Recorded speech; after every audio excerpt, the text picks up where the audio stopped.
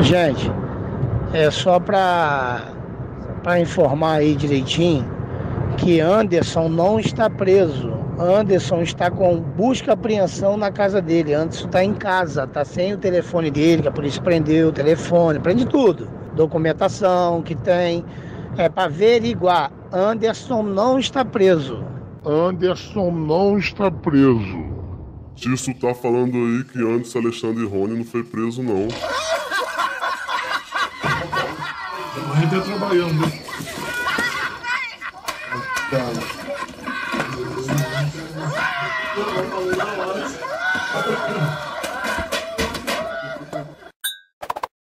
É o deputado eleito preso Anderson Alexandre.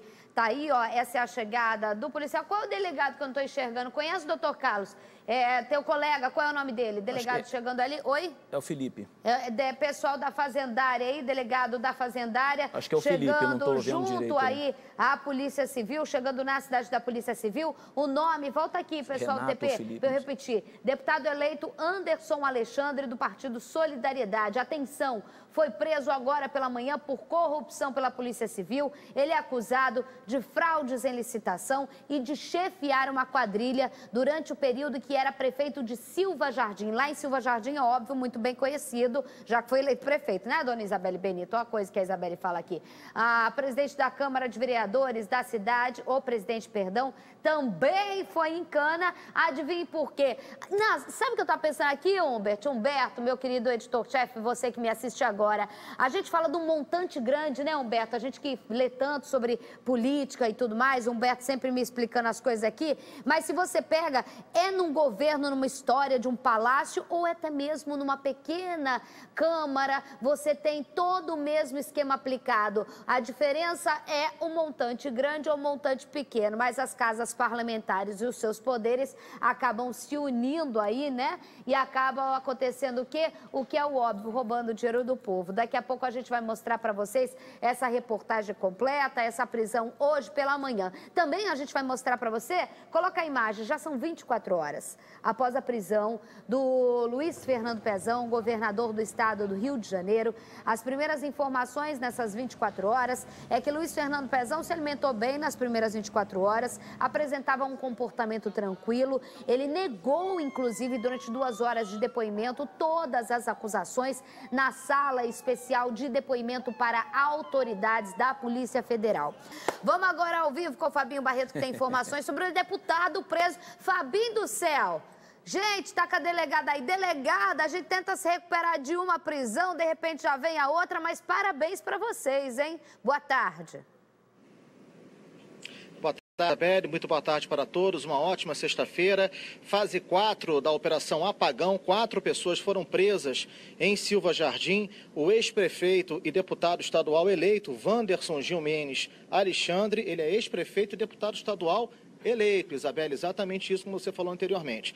Cláudio Renato Rocha da Silva, que ocupava a função de assessor-chefe do gabinete do então prefeito, Jorge Luiz Araújo, integrante da equipe de apoio da Prefeitura de Silva Jardim, e o presidente, atual presidente da Câmara de Vereadores desse município, Rony Luiz Pereira da Silva. Aqui do meu lado, muito gentilmente nos atendendo, a delegada Ana Paula Faria, para falar exatamente sobre essa operação e o que leva à prisão dessas pessoas, do presidente da Câmara, do deputado estadual eleito, o ex-prefeito de Silva Jardim. Delegado, obrigado por nos atender. Boa tarde.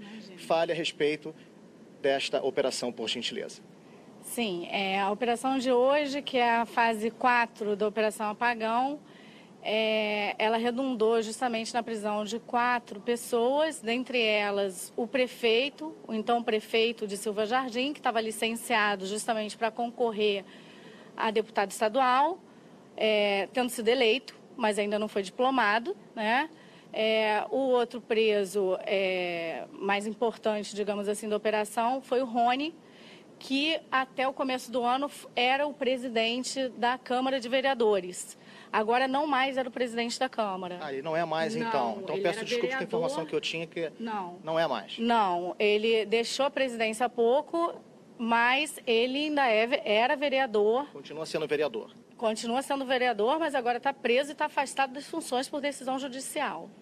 do Tribunal de Justiça. E mais 2 Além funcionários. deles, foram presos 2 servidores públicos que também atuavam em Silva Jardim, no município de Silva Jardim, e que eram membros também da organização criminosa. Por que eles foram presos? A operação, justamente, as investigações apuraram o crime de organização criminosa, bem como de fraude à licitação, em que membros dessa organização criminosa, que tinham vários escalões diferentes, essas empresas, uma dava cobertura à outra, e ainda o crime de corrupção passiva, uma vez que a organização criminosa, que era justamente capitaneada pelo prefeito, pelo então prefeito que se licenciou para concorrer a deputado para o que foi eleito, as empresas davam cobertura uma à outra e, além disso, era exigido o pagamento de propina. O esquema funcionava de forma que os empresários do ramo de iluminação pública, um empresário do ramo de iluminação pública foi instado a pagar propina justamente para se beneficiar em contratações que eram direcionadas por membros da organização criminosa que atuavam, tinham funções públicas dentro da prefeitura e também da Câmara de Vereadores. A organização criminosa chegou a ponto tal de audácia que, inclusive, o empresário chegou a oferecer e fazer um plano em que se propunha a alteração da lei municipal referente à cobrança da CIP, que é a Contribuição de Iluminação Pública, uma vez que se vislumbrou que a arrecadação municipal em cima da iluminação pública poderia ser muito incrementada. E isso geraria uma possibilidade de aditivos e de cobrança de pagamento de mais propina. Antes de agradecer a sua participação, antes de agradecer a sua participação, eu queria falar só o seguinte, diante disso que a senhora narrou. Eles não só, às vezes, de alguma forma, com licitação, com obras e tudo mais, como às vezes eles fazem invenções, achando que o povo é bobo para conseguir angariar em cima. Isso que me deixa mais chocada, né, doutora? Sim, sem dúvidas, sem dúvidas. A organização criminosa, ela, como eu disse anteriormente, ela chegou a um ponto de audácia que os membros pensaram numa sofisticada maneira de realmente incrementar a arrecadação do município. Só que pensaram nisso não voltados a atender o interesse público, e sim a atender interesses escusos da própria organização criminosa. Augusto, seu colega, tudo bem?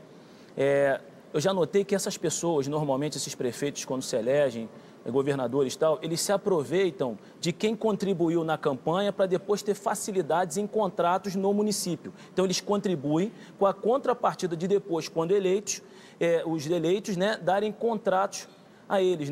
É muito importante que se apure quem contribui para a campanha dessas pessoas, porque normalmente depois tem contratos na cidade. E a polícia fica de olho, e queria dizer que não foi só a Polícia Civil, não. Acho que é o Ministério Público também que atua nesse grupo, né, Ana? Fazendo referência, elogiando também a atuação do Ministério Público, que não foi citada aqui.